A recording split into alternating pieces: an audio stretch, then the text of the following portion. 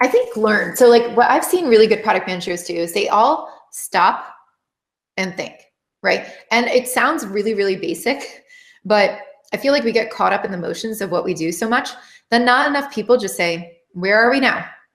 Where do we have to go, right? Like, let me just think about this, assess, take a step back, breathe. And I think that's a really big trait I look for. People who could say, stop the train for 2 seconds, right? Like, let's just consider where we are and where we need to go from that. So I see great product managers really doing that. I also see great product managers every day. They're trying to figure out, how do I learn faster, right?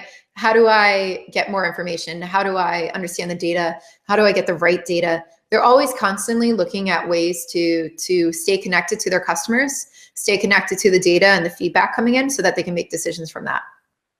So every day.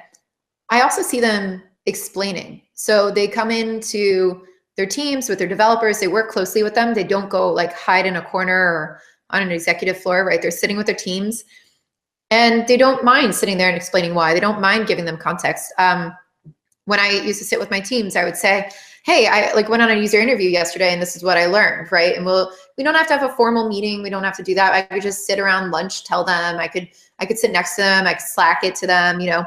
These were ways that I would just keep them apprised of what was going on and where my thought process was, so that they were never like, we didn't have to wait a week for a meeting for them to figure out where my head's at. I just keep everybody kind of informed and in the loop, but I'm not really pulling away so much of their time to do any of the administrative stuff. I'm just like feeding stuff out there so that they can be mulling on it and thinking about it.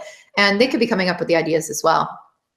And the last one I think too is every day they're asking people, what do you think, right? They're challenging their own perceptions of what they think is right.